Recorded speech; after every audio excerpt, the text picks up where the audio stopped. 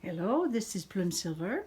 I got a draw here, and my question was about Cern and the Georgia guidestone. That something happened this week. It got blasted and then demolished, and who knows what they did that for. Anyway, in here I see that something has been harvesting our focus. The public has trying to be told or seen or shown some knowledge, ancient knowledge.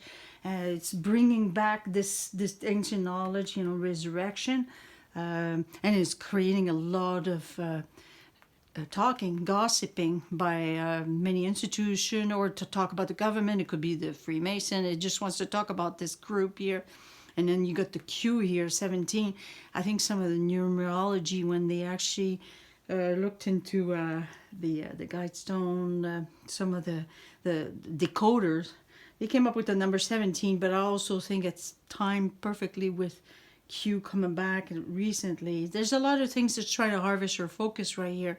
And it's being forced. You see there's the bear over there, and the ship at the top there is telling us it's moving to force us to pay attention to this new institution that wants to talk about certain things and wants to give us information, ancient information, and hidden knowledge.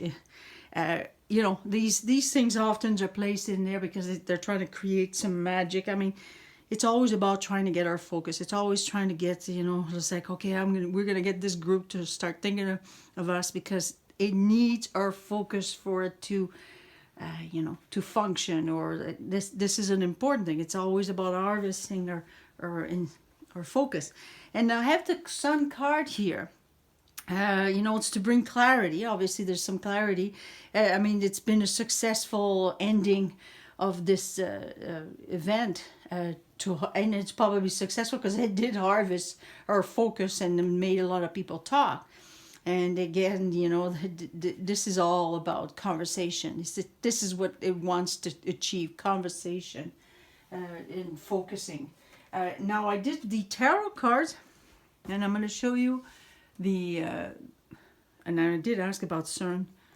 I don't know if you guys think it's the same thing, but that looks like Cern to me. Transition is the card of death.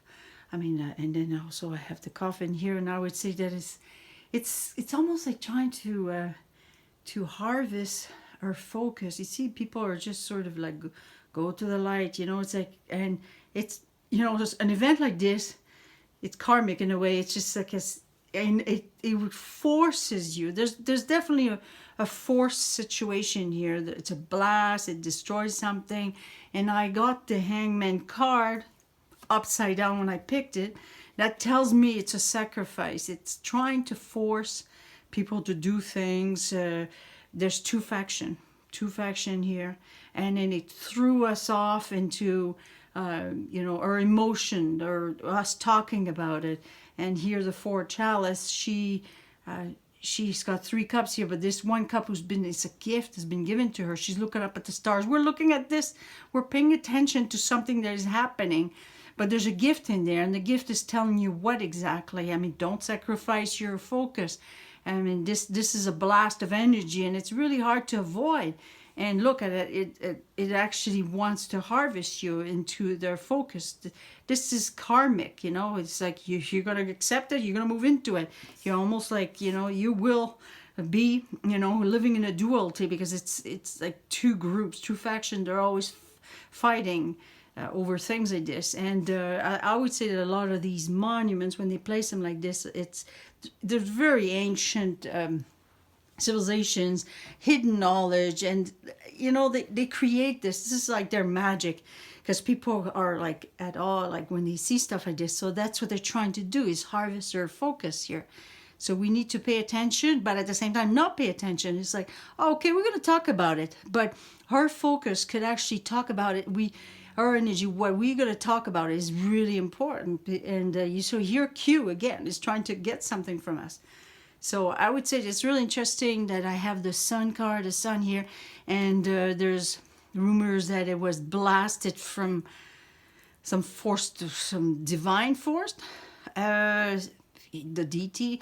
I don't know if it would be that, or it could be both things. It could be wouldn't be surprised there's actually two situations in there. He certainly wants us to think that, you know. Some people say, oh my God, I gotta have to think that God did that for us to save us what? Save us what? Because they destroyed some stones that people placed there for us to talk about.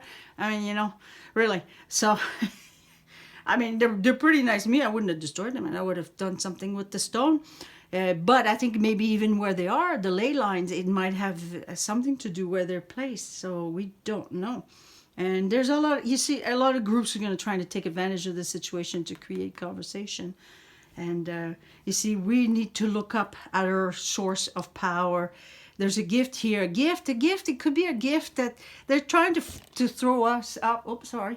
They're trying to throw us off here, because this hang card is sacrifice when it's upside down like this. I've been getting the hangman a few times recently, and it's telling me it's a sort of a sacrifice, a forced sacrifice, because there's also the bear here, and then there's like some movement, some things that have been moved to force us to pay attention. The moon card here usually wants your attention, attention to look at attention of ancient knowledge here.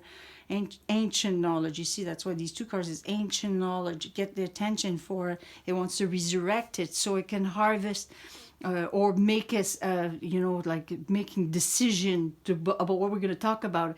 It, and at the same time, it wants to harvest or focus, you know.